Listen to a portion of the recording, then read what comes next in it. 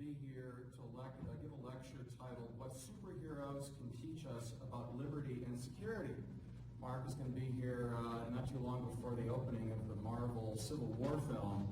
And if you've been watching this franchise, you know the themes of liberty and security are evident throughout. And Mark is very prolific. He's just as much at home writing on Kant or economic policy as he is writing on Captain America. And Mark is going to do a great job, I think. And that will also be over in the Sloan Family Aftermarket Building. That's at 7 o'clock on March 28th. On April 4th, we have what I think is going to prove to be our most popular event, which is actually a faculty debate on the question, does the world need more sweatshops?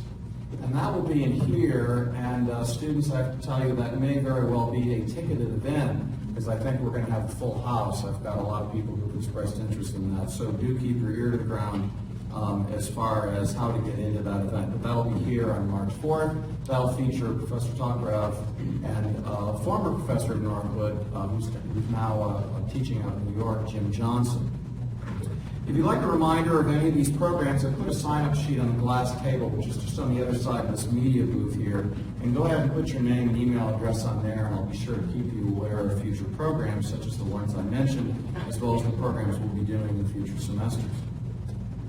Well, on to tonight's program. I know I don't have to tell you that our state has become famous, and not in a good way, the subject of many a visit or social media post by celebrities and politicians and candidates. And behind this popularity or infamy is a real problem. But the problem is more than just Flint's problem. The problem is not just Michigan's problem. The problem of infrastructure is a very real problem politically and financially. And these problems, as we have learned in Flint, become human problems. With us tonight to help us understand this problem and its solution is Renn. Mr. Renn is Senior Fellow at the Manhattan Institute for Policy Research and a contributing editor of its quarterly magazine, City Journal. And Aaron is here because of the generosity of the Manhattan Institute, and we are in their debt for providing him to us. He specializes in helping American cities thrive by emphasizing opportunity and upward mobility. Aaron is also an economic development columnist for Governing magazine and has contributed to The Guardian, Forbes.com, and other publications. He's regularly cited in global media outlets such as the New York Times, the Washington Post, Time, The Economist, and the London Daily Telegraph. His previous career was in management and technology consulting, where he was a partner at Accenture. He's held multiple technology strategy roles and directed multi-million-dollar global technology implementations.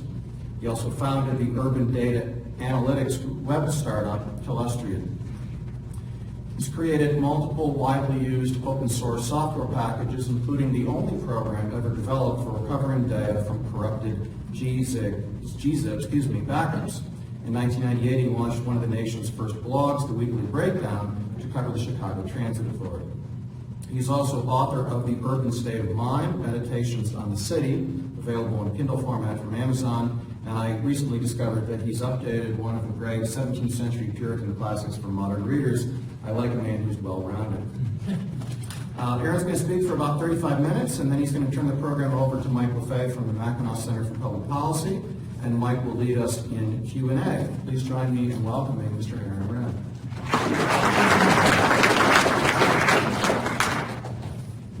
Thanks, I appreciate you all having me come here today.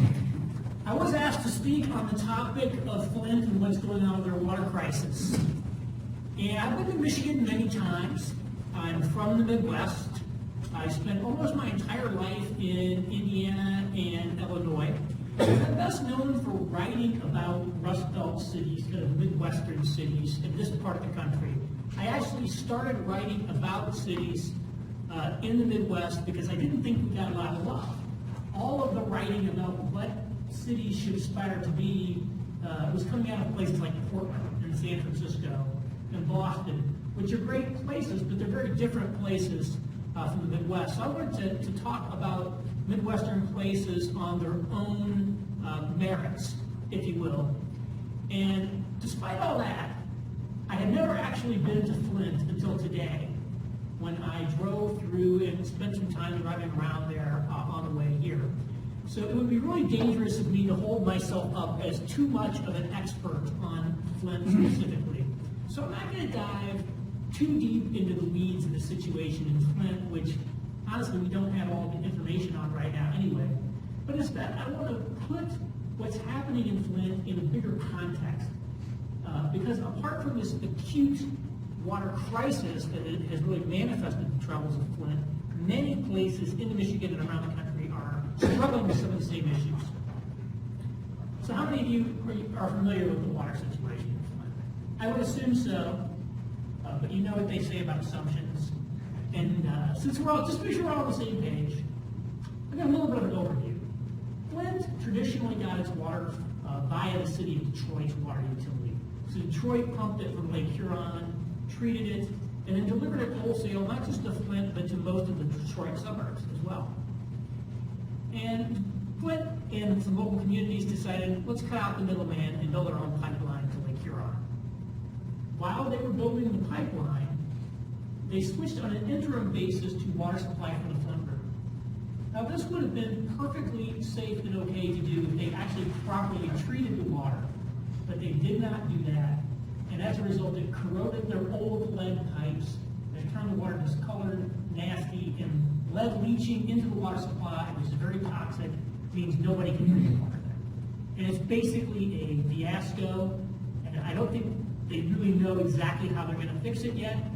There's been a tremendous amount of attention focused on this, most of it in trying to score political points or some kind of blame game, although the governor of Michigan has basically put up his hand and said, I take responsibility. So in a sense, the blame game is over. He's decided he owns it. But there are two things I want to note about Flint's water situation. One is, some of the national writing has tried to link this somehow to privatization. And I'm not sure where that came from, because there was no privatization involved in Flint. It was entirely a government-run operation. In fact, officials at all three levels of government, local, state, and federal, have resigned over the gambling issue. Secondly is, while we don't know exactly what the fix is going to be for Flint's pipes, estimates have been put on the table that to replace all of the old lead water pipes in Flint would cost $1.5 billion. I actually think that number's in the ballpark based on what I've seen from other cities that have done water projects. So $1.5 billion, keep that number in your head. And then think about Flint, the city, and the region.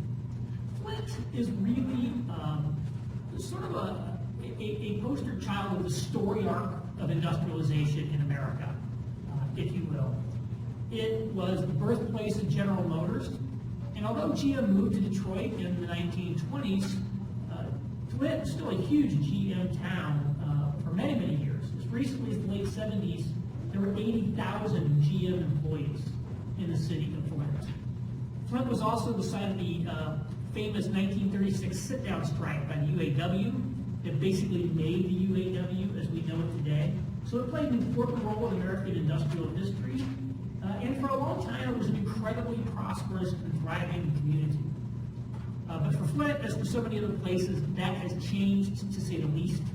Population peaked in 1960 at about 196,000 people. Now is pre-water crisis, the population was 99,000. So Flint has lost about half its population in the city of Flint. It went from, in the late 70s, again, having 80,000 GM jobs to, if newspaper accounts are right, about 5,000 today. So that would be a decline of 94% in terms of GM jobs lost. You may remember the film Roger and Me, made about Flint in that era. So Flint has seen huge declines economically and in terms of population, and that has left the city very struggling and also very poor. One thing I don't think a lot of people really get about Flint, though, is that despite all these losses, Flint's still a pretty big city. At 99,000 people, Flint is still the 7th largest city in the state of Michigan. And the metropolitan area of Flint, the larger urban region, is 412,000 people. That's actually bigger than Anchorage, Alaska. So Flint is actually a pretty big mouth to feed economically. And you can kind of see that in contrast with some other cities. I'll take Anderson, Indiana. It was an industrial city that was as dependent on GM as Flint is. And it lost all of its GM jobs, I believe. But because it was about a city of 50,000 and a county of 150,000, they've been able to rebuild something of an industrial base by attracting a Nestle factory and some other things. And they're within commuting distance of suburban Indianapolis. So things are not great in Anderson, but because it's so much smaller, in a sense it's a more tractable problem. It's easier to turn around the rowboat than the battleship. And there are other places that have that same combination of size and post-industrial struggle. Youngstown and Dayton, for example, in Ohio come to mind. But even if you don't have a scale issue, there are just a slew of cities around Michigan, around the Midwest, and into the Northeast that are really struggling because of deindustrialization. So think back to that $1.5 billion figure. Where is Flint going to get $1.5 billion to replace its water pipes? Now, it's true that we don't know for sure that they can replace all the pipes. Realistically, they're probably going to come up with a much less expensive option for that. But pipes don't last forever. They have to be replaced at some point. And there is a huge backlog of water system upgrades around the country that people are not addressing because it's so expensive. There are cities that literally still have wooden pipes in the ground. Not just lead pipes, wooden pipes. You probably saw or may have seen last summer stories out of Los Angeles with huge eruptions in the streets and water mains are breaking. And basically we built this infrastructure 75, 100 years ago when we were building these cities. And we've sort of just been sweating the assets ever since. We haven't really invested as much in maintenance as we should. NPR estimates that American cities lose 2.1 trillion gallons of water per year due to leaky water mains. That's 6 times the annual water consumption of New York City. So that's a lot of leaks. And speaking of New York, we're actually a city that has been investing in our water infrastructure. We have spent $10 billion in recent years on water infrastructure. There's more billions yet to be spent on it. And despite being a large and prosperous city, our water rates are getting very high. And it's starting to cause a pain in people's pocketbooks because the rates are so high. And so if, again, this 8.4 million person prosperous city is struggling to pay a $10 billion bill, 99,000 person Flint is not going to have $1.5 billion to spend. And leaky water pipes are hardly the only thing there is. In fact, ordinarily they're one of the least important things because if you treat your water is safe. So unless it's like a massive leak display in the neighborhood, if water's leaking out into the soil, then that's probably okay. It probably was pumped out of the soil to begin with. You have a much bigger problem if you start having leaky sewer pipes, for example. And as it turns out, Flint was also the top violator in the state of Michigan for sanitary sewer overflows. And I'm going to go into a little more detail on sewers because this is one I've been researching for us. The paper is actually coming out on Thursday. Much like water systems, we have these really old sewer systems that need a huge amount of maintenance. But sewer systems are also coping with the double burden of complying with the Federal Clean Water Act. And just as one aspect of that, is something called combined sewer overflows. So in 772 cities around the country, when they originally built their sewer systems, they took the sanitary wastewater from buildings, so your toilet water, tub water, etc., and it's combined in the same pipe with stormwater runoff from the streets. And so that's why it's called combined. And that's fine, except when there are very heavy rains. It can overload the pipes, and it can overload the treatment system, and then this untreated, if fairly heavily diluted sewage will overflow into area waterways. Now, for the most part, this doesn't really pose a threat to human health, but let's be honest, it's pretty nasty. It does pollute the water, and the federal government, through the Clean Water Act and through the EPA regulations, has said that you basically need to eliminate these in order to make the water clean enough for swimming and fishing. And so cities are spending huge money to comply with this by increasing pipe capacity, increasing treatment capacity, and in some cities building what they call deep tunnels, or huge underground storage tanks, basically dug out of the bedrock to store untreated excess sewage and heavy rain so they can treat it. In fact, in just 31 out of those cities that the EPA has sued over this and gotten consent decrees from, there's a total of $29 billion worth of improvements they've said they would make, and I had to bring in a slide of that. You don't really need to read this. The key is there's just a whole lot of cities spending a whole lot of money on sewer infrastructure you're probably never going to see. And some of the numbers are staggering. $4.7 billion in St. Louis. Their sewer agency described this as the equivalent of, quote, constructing 11 Busch stadiums, rebuilding I-64 9 times, or erecting 7 new Mississippi River bridges. Cincinnati's $3.3 billion, Cleveland $2.7 billion, Philadelphia $2.5 billion. These are insane numbers.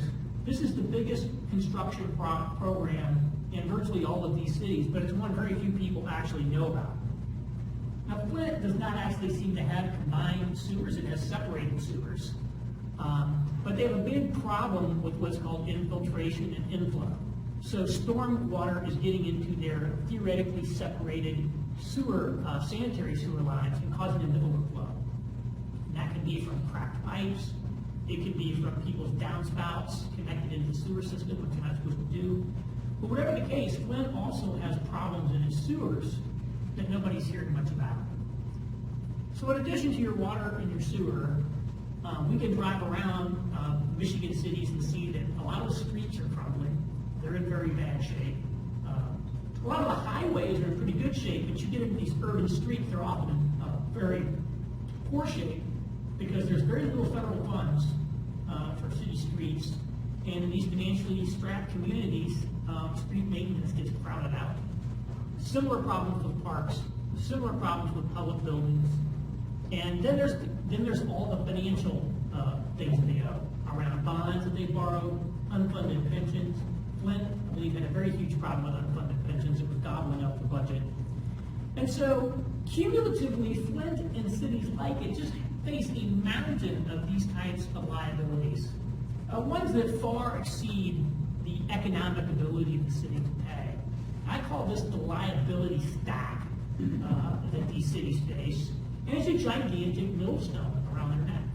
Because who wants to live or do business in a city where everything is crumbling and where you face large and uncertain costs to pay off all these liabilities over time? It creates a tremendous amount of investment risk and uncertainty.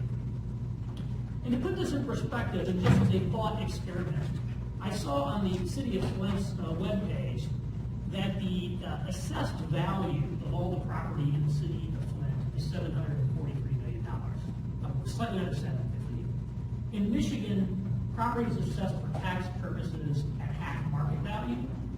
So that would mean their estimated market value of all taxable property in the city of Flint is $1.5 billion. And that would mean for just the estimated cost of replacing the pipes, you could hypothetically just buy out every single person in the city of Flint. Now, I'm not saying we should do that. I'm bringing that up to illustrate the scale of the problem and the fact that there's just not enough of a tax base in Flint to deal with it. So this liability stack is a huge issue facing these cities. Then there's the problem with just ongoing service delivery and their annual budget. If the liability stack is right, I think of that as the balance sheet problem. This ongoing operating budget is the income statement problem. And ultimately, your liabilities will make it through to your income statement and your budget as you have to pay them off. But I think of them as a little conceptually different. So I want to frame this problem a little bit differently. Flint and many of these other cities are caught in what I call the civic death spiral. And the way this works is there's some kind of a shock that hits a city that sends it into decline. And that could be an external shock, like the auto industry restructuring and laying off all those people. It could be an internal shock, like this water crisis. It could just be a life cycle transition as cities go from growth to maturity. Are you all familiar with the concept of the maturity curve? Well, the idea is like cities and companies, they're like people. They're born, they grow very rapidly, and then they sort of reach adulthood and maturity where they don't necessarily grow very fast anymore. And just like with us, right, the transition from adolescence to adulthood, something many of you know a lot about right now, is not necessarily an easy time. And if you screw that up, it can have profound consequences for your life. And it's the same thing with cities. When they get out of the growth phase and get into their kind of steady state phase, it becomes a much more challenging situation for them. And a lot of cities don't manage it well. But for whatever reason, something sends them into a decline, which causes jobs to go away, maybe some people to go away. And then what happens? Well, that obviously causes their tax revenues to decline. Right? Because if you have fewer taxpayers in terms of business and people, lower property values, your tax base is lower, you're going to collect less revenue. And that puts a hole in your budget. And so now you have a hole in your budget. Well, what are you going to do with that? Well, you can do a few things. You can raise taxes. You can cut services. You can do both. You can employ some kind of a gimmick, like not funding your pensions. And so cities do some combination of that in order to close this gap into the budget. And they think, wow, we fixed that problem. But they didn't really fix it. Because what happens, right? If you're paying more and getting less, that makes your community less attractive, so more people and businesses are going to leave, which puts another hole in your budget. So what we see is a lot of cities just been going through this process year after year, and they're sort of, just circling downward in a spiral. They're just kind of year by year managing, just make it through another year. Let's just close this budget gap. Let's just try to get to the next year. But they're really not doing anything to change the game. And as a result, decline just keeps getting worse and worse. So these are the two problems that these cities face. They have a liability stack that far exceeds the ability of the city to pay it off. And they are stuck in this cycle of things just getting worse. It's sort of a negative spiral, if you will. So what do? And one thing we have to do is to have the courage to put very difficult questions on the table. Ones that aren't easy to figure out the right answer to, ones to which there is no pain-free or pleasant answer, but ones in which even if we don't tackle them, we're making an answer to them anyway. We're making a decision. And the first is, what do we do about places like Flint that are just really out of favor in the market right now and have these massive liabilities? And I would not write off Flint or any other city as hopeless. I don't believe in that. New York City was written off as hopeless in the 1970s, and look at it today. It's come back. Cities can come back.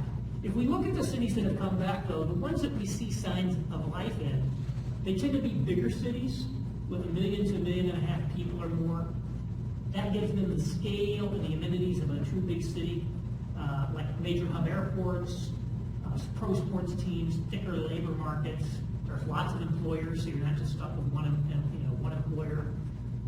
They have higher than average educational attainment. They've got unique assets. And we see all that happening in Michigan and Detroit. Detroit's got big problems. I don't want to minimize the problems for Detroit or for the people who are not participating in some of the upside there. But Detroit's a very large city, the biggest in Michigan. It's still the capital of the North American auto industry. There are a lot of major employers there. It has one of the biggest concentrations of engineers in the country. It's close to the University of Michigan. It's got a major hub airport with nonstop flights to Asia. It's one of only 2 major gateways to Canada. They have a lot going on. None of those things applies in the case of Flint. So I think we have to be honest that a lot of these small, large, sizable, but not big enough to be like a Detroit-sized city, they're really in a place of struggle. Even if the federal government gave Flint $1.5 billion and replaced all the pipes, that wouldn't bring Flint back. It would address the water problem, but it wouldn't bring Flint back economically. So the question I'd ask is, when people, places like Flint, get into these situations where they can't pay their bills, they can't deal with these liabilities, what do? What responsibility do we as a society, as the citizens of these states, as a state government, as a federal government, have to these places? Obviously, cities are creations of state government, so there's some responsibility there. In Michigan, the way that responsibility is carried out is through this emergency manager law, where the state can come in and appoint an emergency manager in the city. Well, the cities hate that, right? They say it's anti-democratic, it's racist.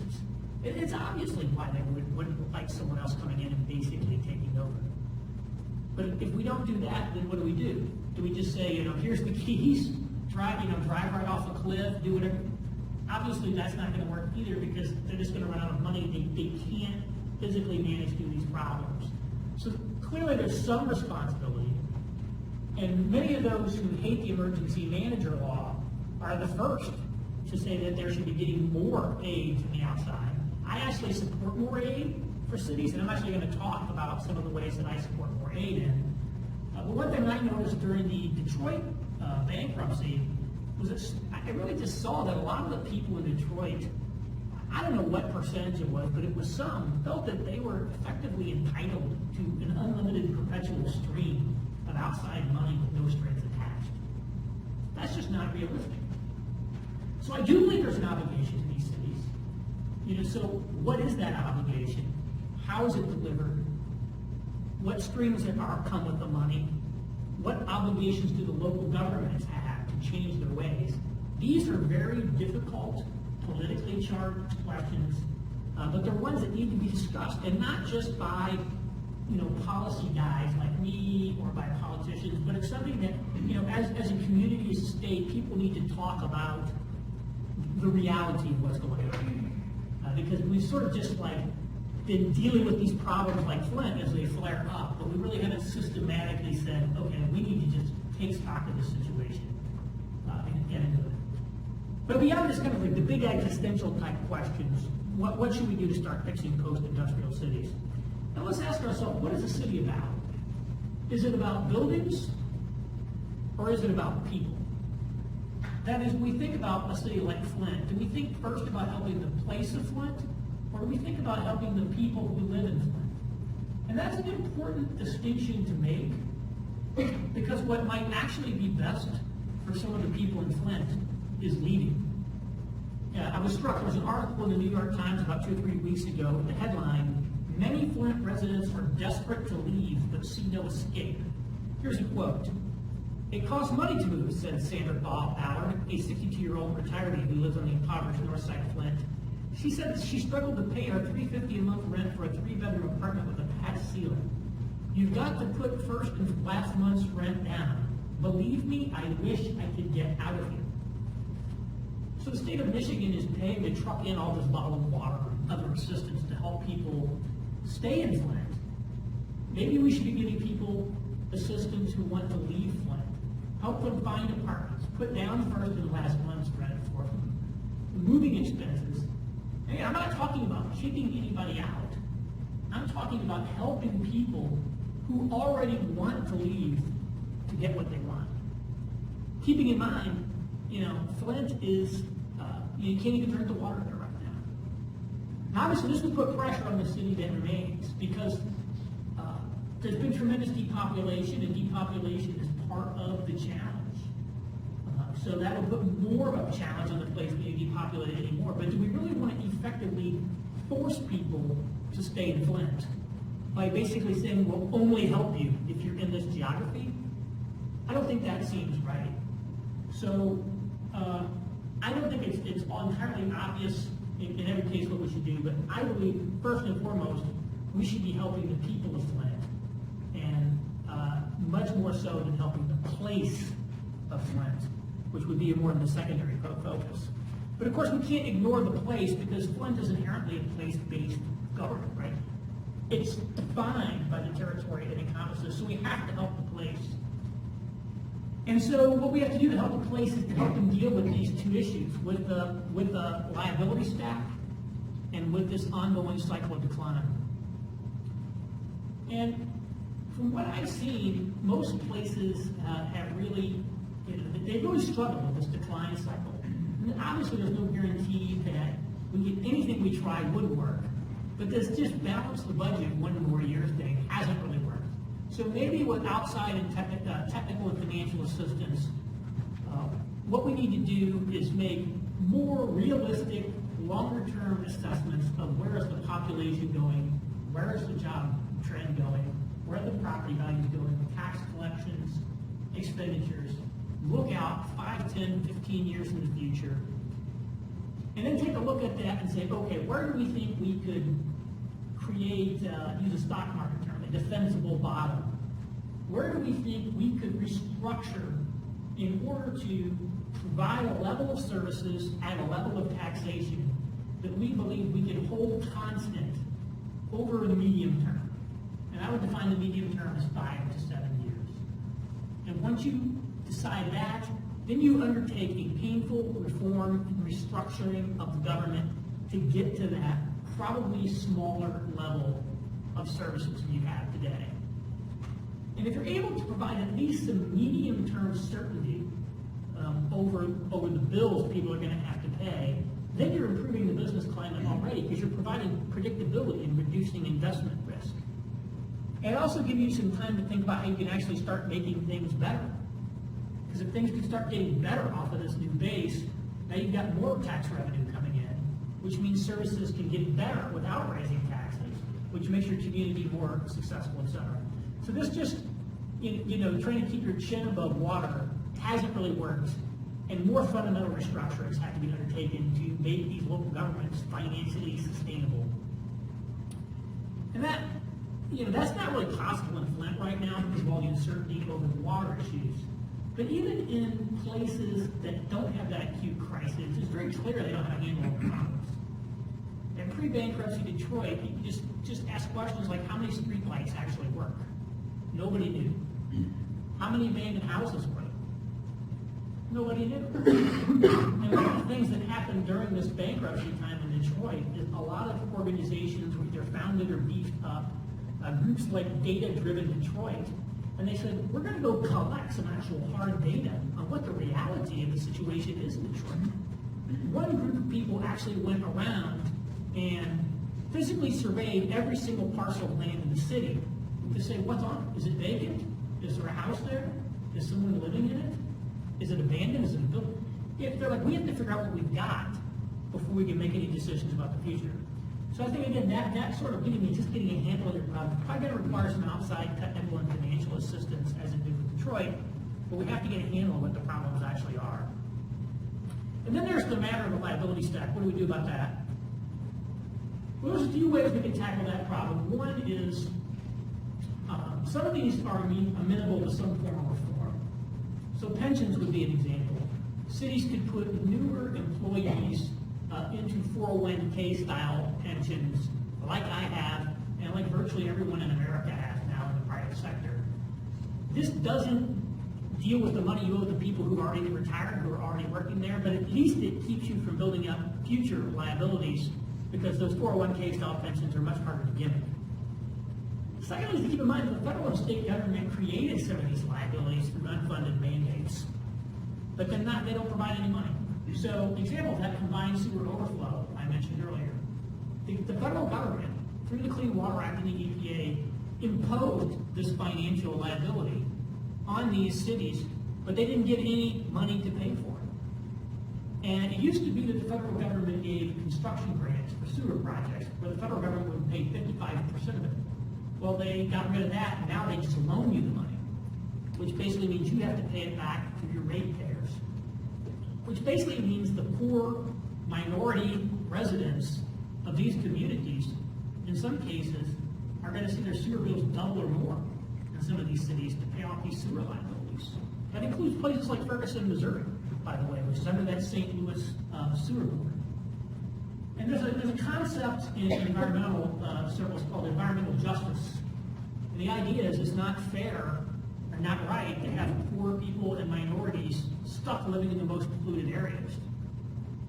Well, it's also an environmental injustice for a bunch of well-heeled bureaucrats in Washington to impose massive costs on those same poor and minority residents.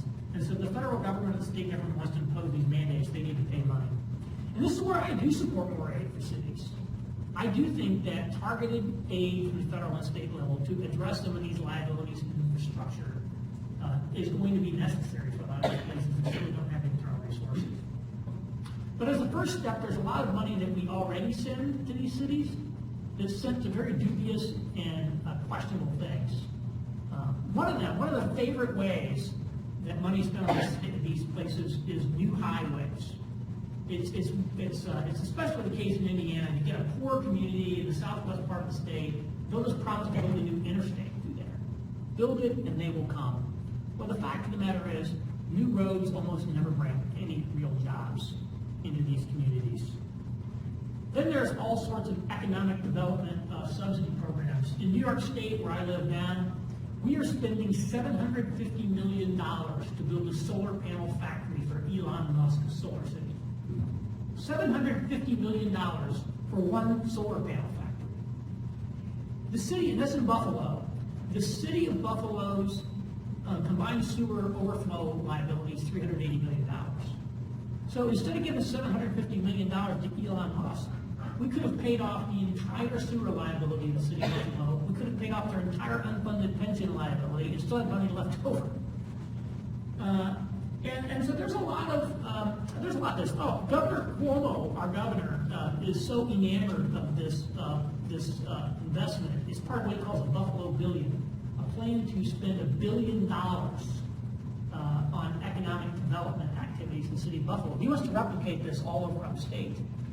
And the mayor of Syracuse, she put together a plan that she called the Syracuse Billion. It's like, give me $1 billion and I'll tell you what else to put on. 3/4 of it, presciently, was going to be to replace all of the water pipes, which are in. And the governor, he was quoted as saying something to the effect of, I'll fix your economy and you can fix your own pipes. And that's exactly backwards. There's a ton of state and federal aid that's coming into these places, very ineffectively targeted, and we should redirect it. So in Michigan, I'll just give you, like right now, I'll give you one off the top of my head. I would cancel every single new or expanded highway in the state of Michigan that's going to be paid for with state or federal money. Michigan's population has been shrinking or stagnant. It's already famous for bad roads. It can't maintain the road it's got. The last thing we need is new roads, wide roads in the state. That's not going to fix the economy. So there's some right there. That's not to say new forms of aid aren't needed. I think some of these things like sewers, like water, there is going to have to be more outside aid. But the first thing is to let's stop spending money on things that don't really deliver any value. And so with that, I guess I'll just wrap up and we'll take a few questions. Thank you.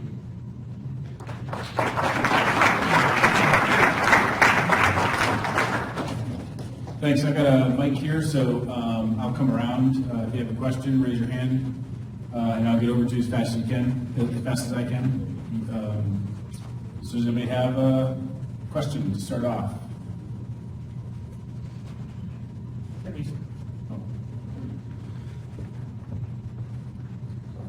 Renn, it sounds like this is primarily a Rust Belt problem, or is this everywhere? Do places like Charlotte, for example, have an advantage here in terms of their infrastructure, or is everybody in the same boat? This is not a geography problem. It depends on what it is. Newer cities that have grown a lot have newer infrastructure. So right now, they don't necessarily have some of the liabilities of legacy infrastructure. They're still building new. For example, Charlotte, a city that's actually growing very rapidly, just built a new beltway around the city, interstate beltway. A city like Charlotte should be building new roads because they're growing and they need to add the infrastructure. You know, Texas has been building a lot of schools, and they borrowed a lot of money to build schools. It's been very controversial. Probably some of that money was not well spent, but the fact is, when your population is exploding like that, you have to build a lot of new schools because you have a lot of new kids. And so they get a little bit of a different challenge. And when you have this growing economy, growing population, you have the opposite problem of Flint, in that everything seems to be getting better. So if you think about a business, you can divide the cost into two kinds of costs, fixed cost and variable costs. So a fixed cost is like a factory, right? You buy the factory and you own it, no matter how many cars you make. The variable cost is the steel, it's the worker hours to assemble it. Well, the more cars you're pushing to the plant, the more the fixed cost is spread across more and more cars. So that's why that's what produces economies of scale. You get economies of scale because you can invest in big fixed cost infrastructure and then spread it over huge amounts of units. Well, if you're a city like Houston, that's adding, the region's adding 1.6 million people, basically every decade. When you have more people coming in, the fixed cost of running a community are spread over more and more people, more businesses. And so that's why a lot of rapidly growing new suburbs always like to brag about their low tax rates. Because when you have more and more taxpayers streaming in, you're just spreading the bills over more and more. Well, eventually when that thing, this is why I talked about the life cycle transition. When that suburb fills up, and now it's not growing anymore, you have a much more challenging environment. You've seen a lot of that happen with retailers. McDonald's is just opening restaurants. Once there's McDonald's everywhere, you can't grow by opening new restaurants. You have to run your existing restaurants better. That's a lot harder to do. And so a lot of these other cities don't have this problem, but it's because of where they are in their life cycle. And so when they get old, they too will find out that it's easier to build than to rebuild.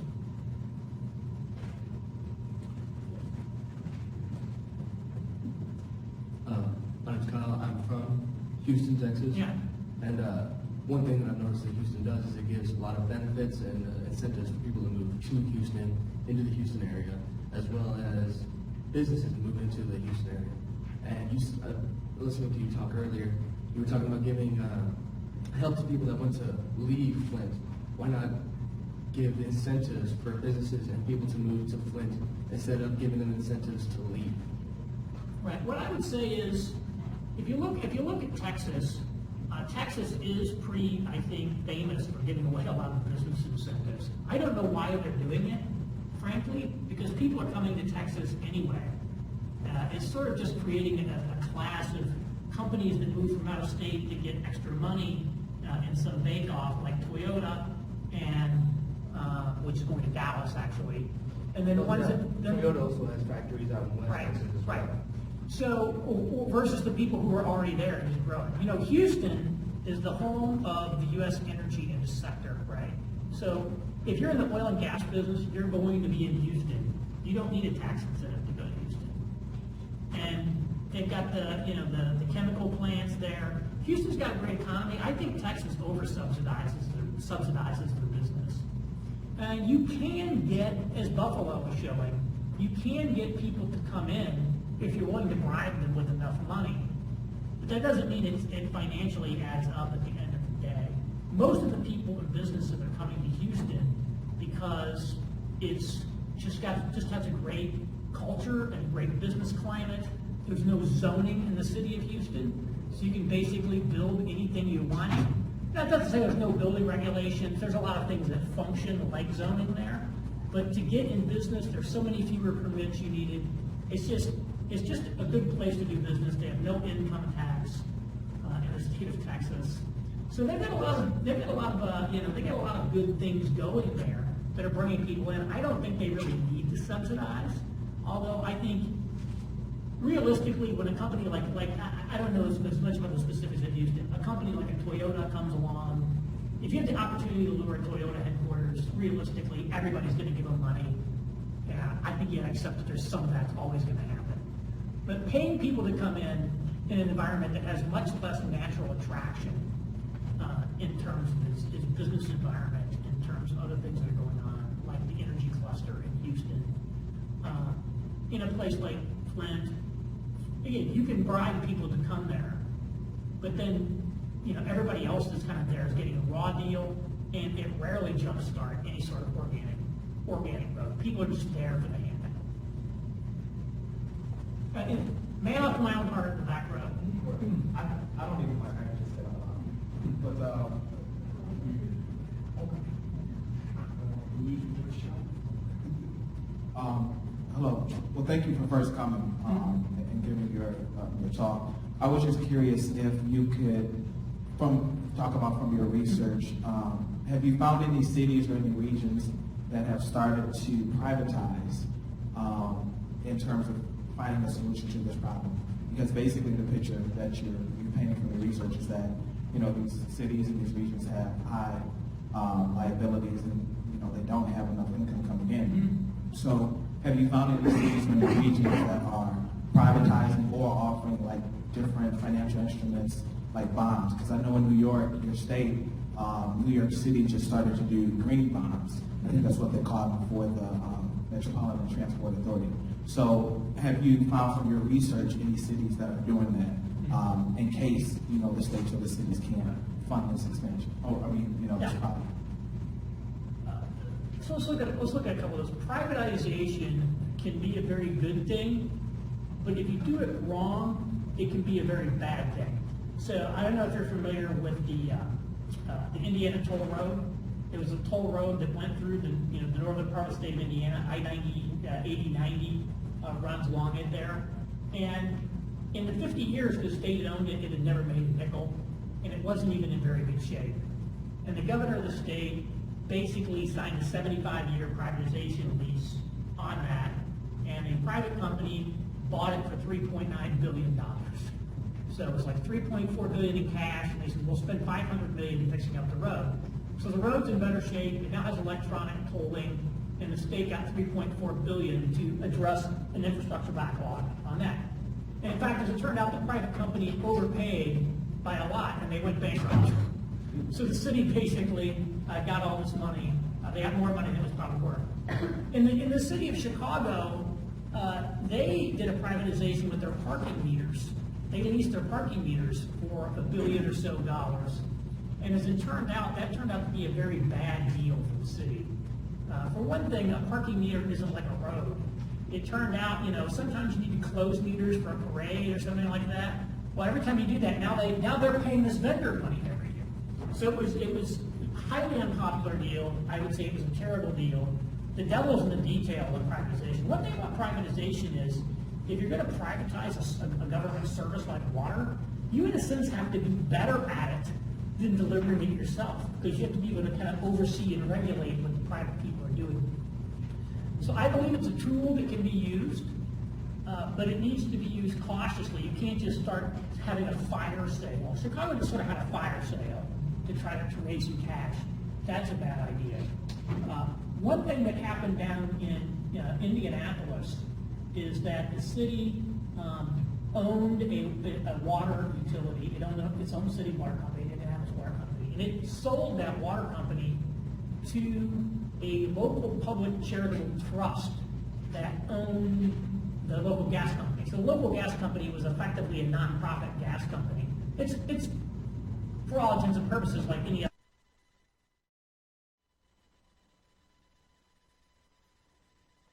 gas company, and they sold them the water utility, and so they were able to get several $100 million from that sale in order to plow back into streets. And they expected that there would actually be some savings for consumers through that deal, because this company now owns the water and the gas company. But when they dig up the street, they can maintain the water line and the gas line. They can coordinate their maintenance on streets a lot better, do things like that. But rates are going to go up because ultimately, even if you privatize it, right, that private company has to make money somehow. And the way that they make money is off the people who are paying the bills. But I do think that bringing in private companies can be a good thing if it's done right.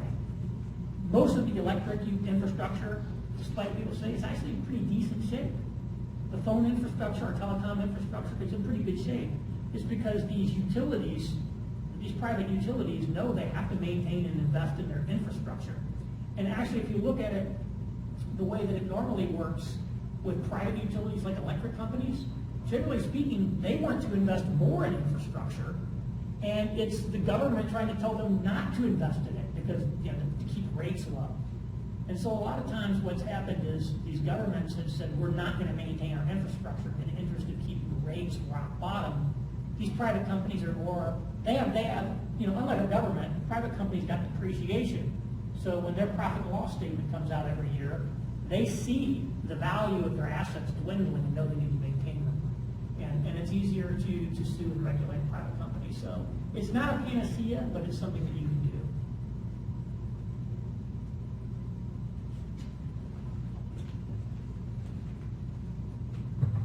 Are you familiar with the deal that Flint tried to negotiate with the Detroit water utility? And can you speak to why they chose this interim Flint River solution rather than continue with their Detroit contract until their new Lake Huron infrastructure was ready? I don't know the answer to that.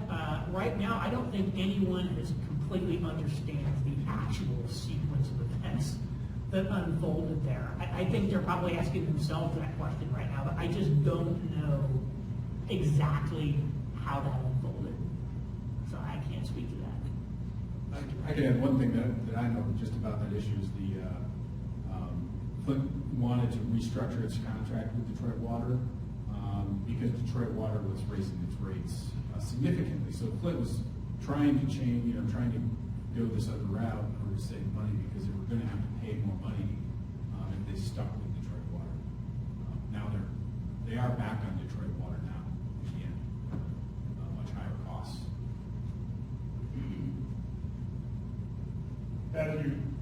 As you say that, we know from the articles in the paper, the city residents of Flint pay more for their water than anywhere else in the entire United States. So I don't understand the difference if they would have kept the Detroit water or switched, but there'd be no way from knowing the things that went into that river that I would have ever done that, or should have any other professional people who ran that system done that.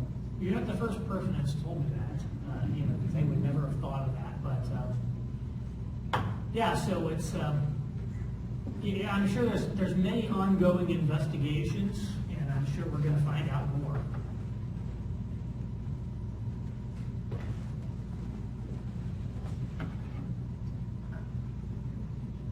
Okay, trivia question. Curious what a high water cost rate for City of New York resident would be? I don't know what the actual rates are. Like, this is the thing about water rates. Most people don't pay them in New York because we're renters. And that's the case with many of the poor residencies of the cities.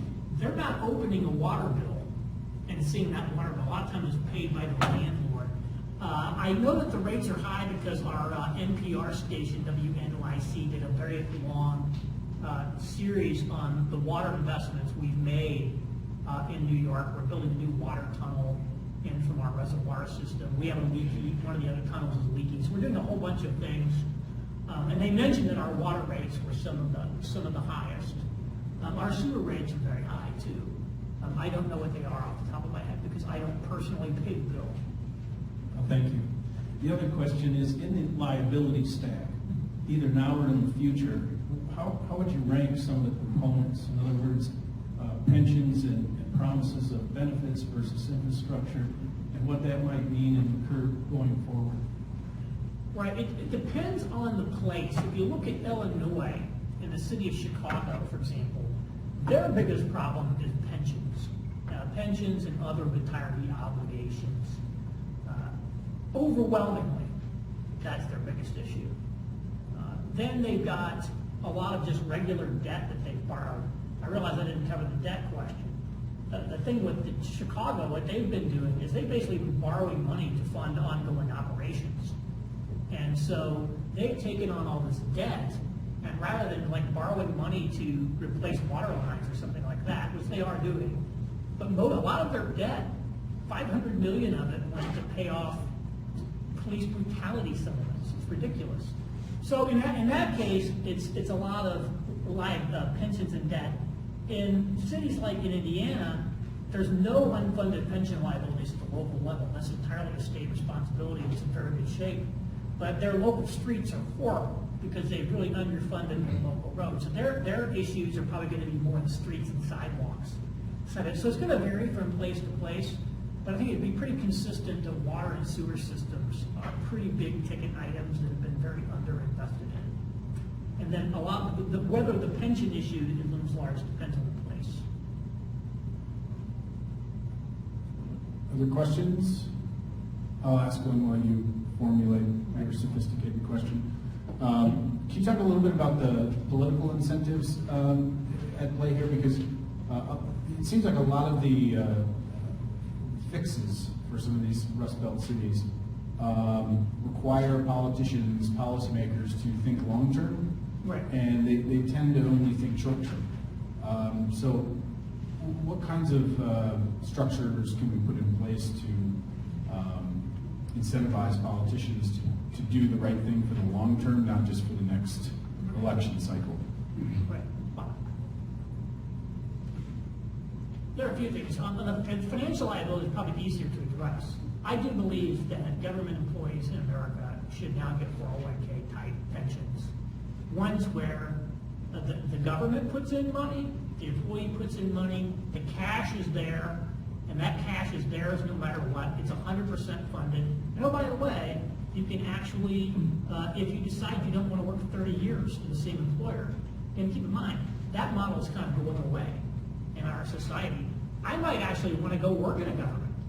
But the truth is, for me to say I will go spend 2, 3, 5 years in public service makes no sense, because so much of your public service compensation is a pension that I would never collect after only working there so long. So it enables you to do a whole lot of good things that come from bringing people into these 401k style pensions, which again, I have right now. And that prevents people from simply not putting the money in and discovering, the workers discovering later that they're not going to get paid what they're owed, which is happened in places when these cities just flat out went bankrupt. So that's one. And you can also put limits on the abilities of municipalities to go into debt, although frankly, that's very difficult to do because they always find a way to gimmick it. Like this Detroit, some of the Detroit things would be, I don't know, it was the casino debt, it was like the swaps and buybacks. There's so many ways to get around it. It's tough. I think part of it is there just needs to be more state oversight on the finances of these cities. And then, part of it is, one of the things is right now, the political incentive is nobody wants a tax increase. I don't want any tax increases. And for a lot of people, raising water rates is like a tax increase. And so there's really an incentive to not change the oil in the car so that we can not have to pay that, pay that 1950, to Jiffy Lube, and then the engine seizes up. So I believe we need to be spending on those basic items, what we've underinvested in, what we've overinvested in things like film tax credits and things that do nothing. So I don't know about the political incentives around that, but we probably have to have something that will provide a tolerance for rational pricing on some of these services, like water. Maybe part of it we need to have more. More assistance to low-income households to cover those costs, because it's a very regressive cost, while rationally pricing the rest of it. So it's like we do with food. We don't underprice, artificially price regulate all food. The market determines the price of food, and we provide food assistance to people who need food. And so we want to provide housing vouchers to people who need housing. So we need to take care of people who are low income, rather than saying, let's artificially keep rates low. I do know in a lot of places, your water bill could be $29, $30 a month. And what's your electric bill? What's your cell phone bill? What's your cable bill? No wonder those infrastructures are in so much better shape, because they're being priced at a much higher level that supports infrastructure. The reality is we have underpriced water in a lot of places. Flint may have high rates. I'm not sure exactly what all went into that. Part of it is when you don't maintain things, now things are going on. There's a Detroit contract, but that's part of it. There's such a political incentive to underinvest in the short term until it blows up in your face, as you said.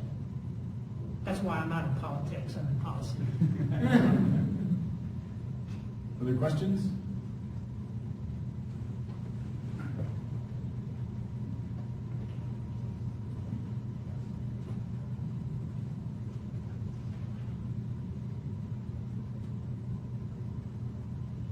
In your in the graph that you gave, city death spiral, if I'm not mistaken. Yeah, the civic death spiral. I was curious if, from your research, if there was, I don't want to say a favorite city, but if there was a city, when looking at all these components, that from your research and looking at everything that's going on in this chart, that exemplifies everything here, that it's like, predicting the next, I don't want to say it's a doomsday report, but basically from your research, this city or this type of city or this profile of city, exhibits all this, and that's where the next, municipal crisis could come, if that makes any sense. Yeah, I would say the type of place that's going to run into big trouble, you already see this in Michigan, it's older inner suburbs, ones that were built in the 60s and 70s, especially 50s, 60s, 70s suburbs, are Ferguson, Missouri is a perfect example of a place like that. They are small, so they're often out of sight, out of mind. They're cities that, it's like when you think about a new suburb on the edge of town, okay, everything is brand new. So, the kitchen's got the stainless steel appliances or whatever you want. It doesn't have the old 70s harvest gold. It's got, the modern, everything you want. It's bigger, it's this, everything's new, it's great. And then go to the place that was just like that, 30 years ago. Now the mall is vacant, blighted strip centers, older housing that hasn't been maintained. Now, oh, by the way, in those new suburbs, their employees haven't retired yet. They haven't earned pensions. In these older cities, now they've got pensions. And oh, by the way, when it was new, you had to have a lot of money because you had to be able to buy a brand new house. Well, now that your community's more established, there's a complete income mix there. So a lot of these places are now having big problems. They never had a great commercial tax base. And unless something happens like what happened in Ferguson, there's just no attention on these places. And they are, many of them are you can drive around and see the dead malls, very bleak. And so this inner suburbia in many places is really the next wave of blight. Now, there's one right there. I think there's a gentleman right there. So from a shallow perspective, at least from my view, it seems that the Michigan people really need to be holding political offices accountable for all this. In the sense that they were, instead of going for preventative, and also withholding information upwards of 18 months at least from the Flint people, why is there no more of an outrage, to do something about it? Are the Michigan people, from your standpoint, like, okay with, basically only two major, economic producers here, those being Dow, those being automotive, and that they're okay with their extremely and increasingly declining economy? Like, what do you think they should do to fix it? Because their state, from my perspective, from what I've seen, is going very, very downhill, very rapidly. Some of it is a life cycle issue in Michigan. Here's the reality. No matter what any government official in Michigan did, a lot of these manufacturing jobs are going to go away. It simply doesn't require the number of workers to produce the same amount of product. I mean, Ford's River Rouge plant had 100,000 workers at its peak. There's no factory in America. There may be a factory in China. Foxconn may have 100,000 employees in China. Nobody in America is doing it today. U.S. Steel in Gary, Indiana, another struggling city, employed 50, 60,000 people at its peak. It makes more steel than it ever made today with under 5,000 employees. So our industry is so much more productive today that I think we need to be realistic that most of these jobs are going to go away anyway. And it wasn't necessarily all about the government or all about mismanagement or all about unions. We just got a lot more productive as a society. I say one reason that Yeah, if you look at there are cities that are starting to turn around. It's these bigger cities first, the Pittsburghs. Some of what's going on in Cleveland with the Cleveland Clinic, some of the nascent things that we see in Detroit and Grand Rapids. We're starting to see some comebacks, and one thing is, once you've lost 94% of your GM jobs, there just aren't many jobs left to lose. So in a sense, the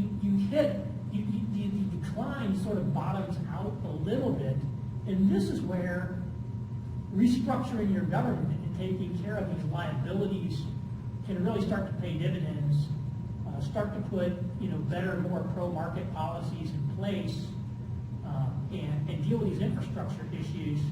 Then you're sort of like plowing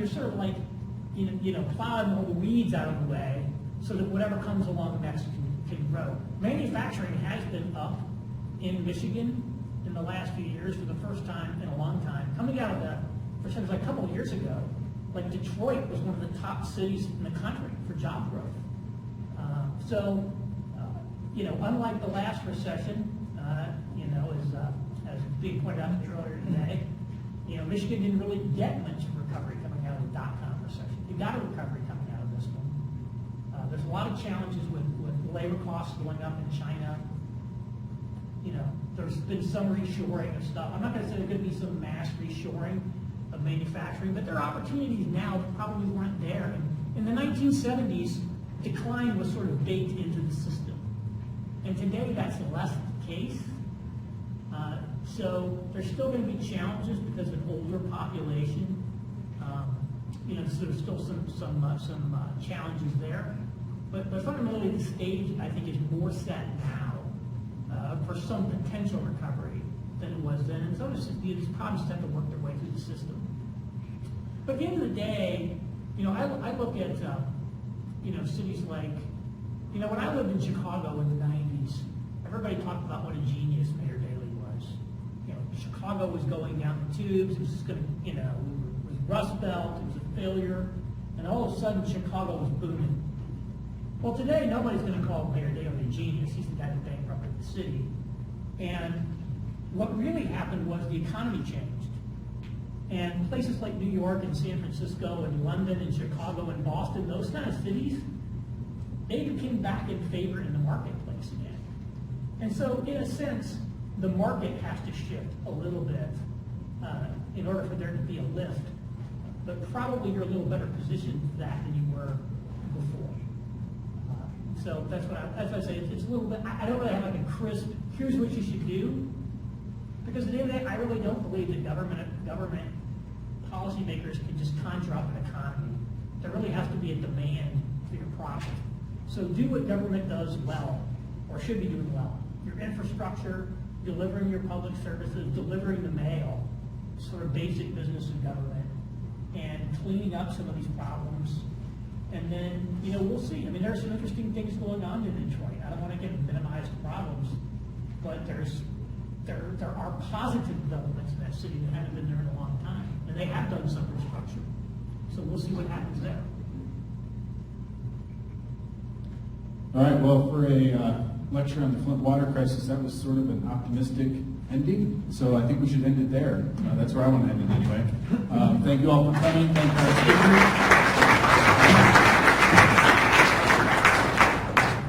And hope you all have a good night. Thanks again for coming out.